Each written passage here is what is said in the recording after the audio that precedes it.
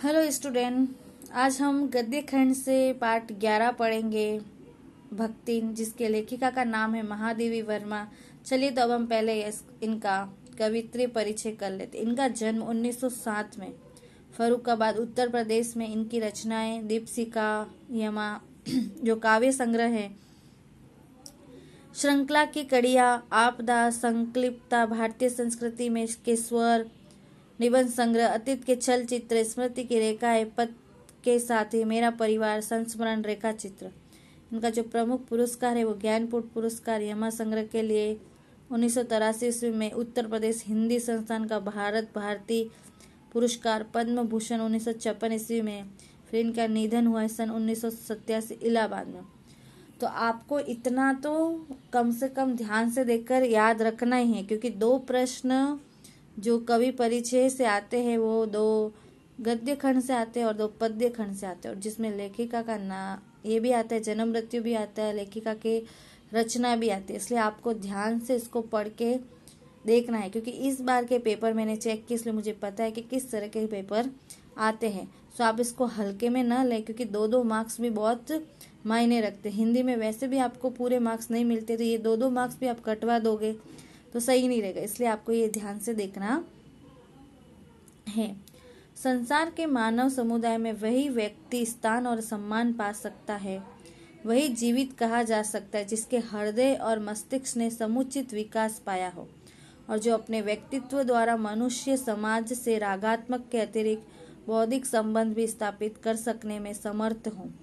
साहित्य सेवी और समाज सेवी दोनों रूपों में महादेवी वर्मा की प्रतिष्ठा रही। मतलब महादेवी वर्मा जो समाज सेवी भी थी और साहित्य सेवी भी थी।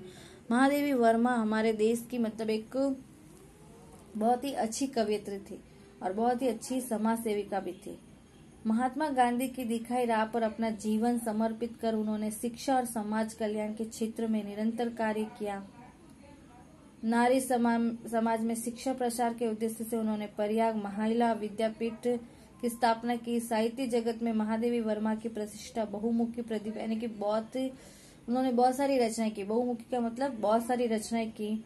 अगर कविता के क्षेत्र में वे छायावाद के 4 स्तंभों में से एक मानी जाती। अन्य 3 मतलब कि सूर्यकांत निराला, ये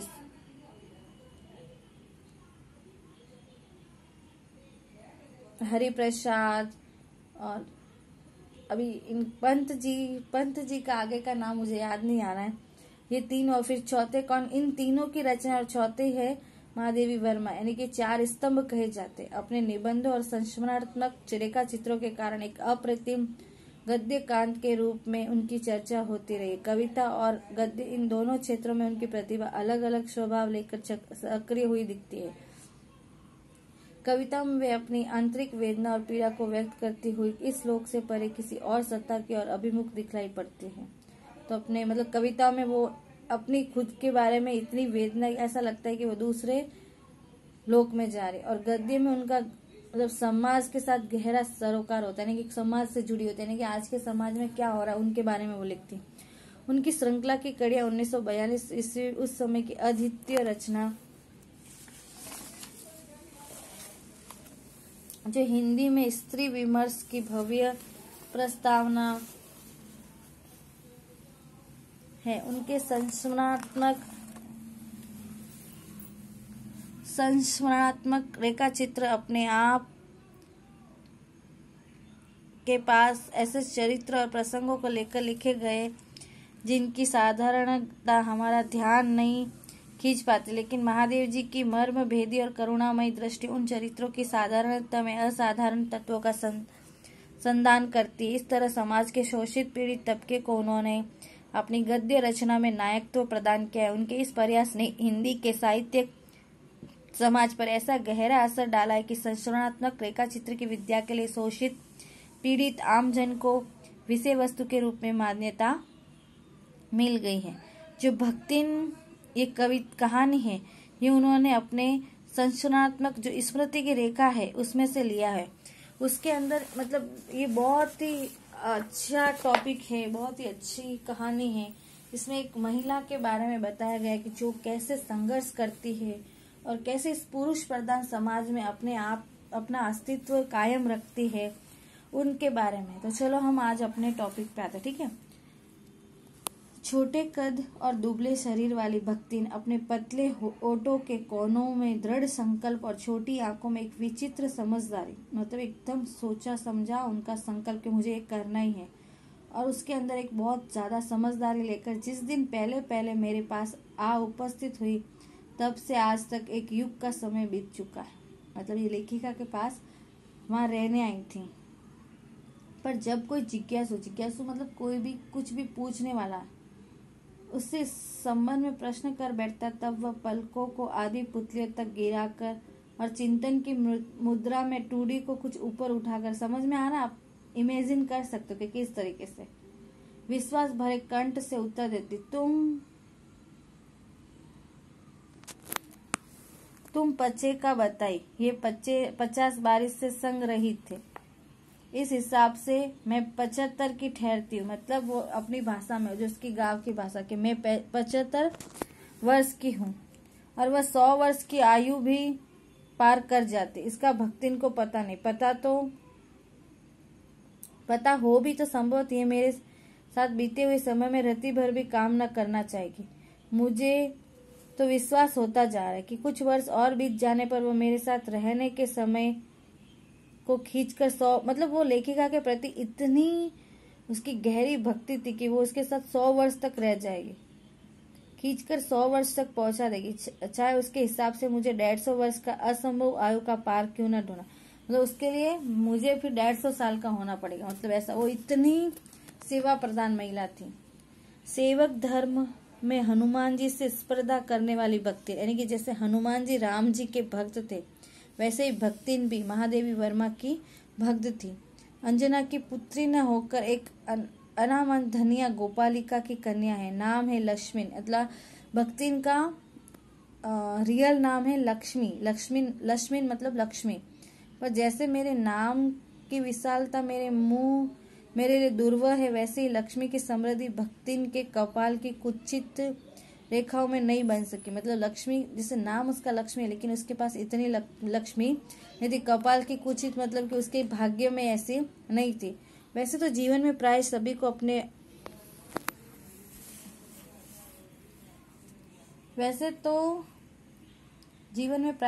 अपने अपने नाम का विरोधाभास लेकर जीना पड़ता है, पर भक्तिन बहुत समझदार है, क्योंकि वह अपना समृद्धि सूचक नाम किसी को बताती नहीं। मतलब हम लोग भी सोचते हैं क्या, मम्मी पापा को बोलते हैं हमारा नाम ऐसा क्यों रखा, इसका नाम का अर्थ क्या, लेकिन भक्ति बहुत समझदार थी, अपना नाम किसी को भी नहीं बताती थी कि मेरा नाम लक्ष्मी है। केवल जब नौकरी की खोज में आई थी, तब ईमानदारी का परिचय देने के लिए उसने शेष इतिव्रत के साथ ये भी बता दिया, पर इस प्रार्थना के साथ कि मैं कभी नाम का उपयोग न करूं। उन्होंने महादेवी वर्मा को अपना नाम बताया, लेकिन वैसा बोला कि आप इसके बाद ये मेरा नाम कभी मत पुकारना। उपनाम रखने की प्रतिभा होती तो मैं सबसे पहले उसका प्रयोग अपने ऊपर करती, क्योंकि महादेवी वर्मा को भी अपना नाम बहुत बड़ा लगता है, इसलिए वो ये सोच रही कि यदि सेकंड नाम से होता तो मैं मेरा ही नाम चेंज कर लेती। इस तथ्य को वो देहातीन देहातीन मतलब गांव की औरत। इसी से जब मैंने कंठी माला देखकर उसका नया नामांकन किया, तब वह भक्तिन जैसी कवित्वहीन नाम को पाकर भी गदगद हो उठी। भक्तिन के जीवन का इतिव्रत बिना जाने उसके स्वभाव को पूर्णतः के इतिव्रत मतलब उसका पूरा इतिहास जाने बिना समझना कठिन होगा। वह ऐतिहासिक झुंसी में गांव प्रसिद्ध एक चूरमा की इकलौती बेटी नहीं, विमाता की किंवदंती बन जाने वाली ममता की छाया में भी पली है। 5 वर्ष की वय में उसे हंडिया ग्राम के एक संपन्न गोपालक की सबसे छोटी पुत्र वधू बनाकर पिता ने शास्त्र से 2 पग आगे रहने की ख्याति कमाई, और 9 वर्षीय युवती का गौना यानी कि 9 साल की उम्र में उसकी शादी हो गई। देकर विमाता मतलब उसकी सगी मां नहीं थी, ने बिना मांगे पराया धन लौटाने वाले महाजन का पुण्य लूटा। पिता का उस पर अगाध प्रेम होने के कारण स्वभावतः ईर्ष्यालु और संपत्ति की रक्षा में सतर्क विमाता, मतलब पिता तो उससे बहुत प्रेम करता, लेकिन जो उसकी माँ थी, जो सौतेली माँ थी, उसको ये लगा कि शायद संपत्ति में ये भाग न मांग ले, इसलिए उसने मरणातक रोग का समाचार तब भेजा जब वह मृत्यु की सूचना भी बन चुका था। मतलब जब वो बीमार थे तब उसने नहीं भेजा उसको समाचार, ऐसा उसको ऐसा लगा कि शायद वो आएगी तो हमारे संपत्ति में हिस्सा भी मांग लेगी। उसके पिताजी को उससे प्यार था तो वो दे भी देंगे।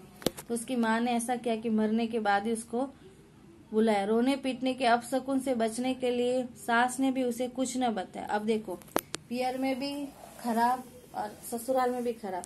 सास को लगा कि रोएगी तो अपशकुन होगा, इसलिए उसने सास ने भी उसके पिता की मृत्यु के बारे में नहीं बताया। बहुत दिन से नेहर नहीं गई, यानी कि पियर नहीं गई, जो सो देख कर आवे, यही कहकर और पहना उड़ाकर सास ने उसे विदा कर दिया।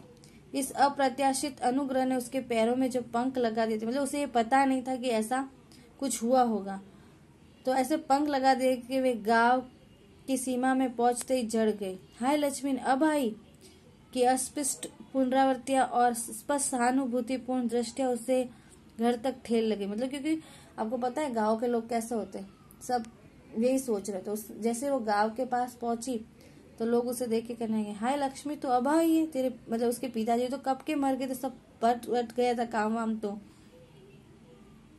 पर वहां न पिता का चिन्ह शेष था और न विमावता के व्यवहार में शिष्टाचार का लेस था, यानी कि न उसके पिताजी तो थे नहीं और वो जो सौतेली माँ थी उसका भी व्यवहार भी उसके साथ कुछ भी अच्छा नहीं था। दुख से शिथिल और अपमान से जलती हुई वो उस घर में पानी भी बिना पिए उल्टे पैर ससुराल लौट पड़े। सास को खरी खोटी सुनाकर उसने विमाता पर आया हुआ क्रोध शांत किया और पति के ऊपर गहने फेंक कर उसने पिता के चीर विछो की मर्म व्यथा व्यक्त की। क्योंकि उस अभी तक तो उसको पता नहीं था, जैसे ही पता चला तो वो सास को सुना, बहुत कुछ सुना। जो गुस्सा उसकी माँ पे आया था उसने सब सास को सुना दिया। फिर पति पर भी अपने गहने वहने फेंक कर जोर जोर से रोने लगी। बिछो मतलब बिछड़ना, वो व्यथा व्यक्त करने लगी। जीवन के दूसरे परिच्छेद में भी सुख की अपेक्षा दुख ही अधिक है। जब उसने गेहुए रंग और बटिया जैसे मुख वाली पहली कन्या के 2 संस्करण और कर डाले, तब सास और जेठानियों ने ओट बिछाकर उपेक्षा प्रकट की।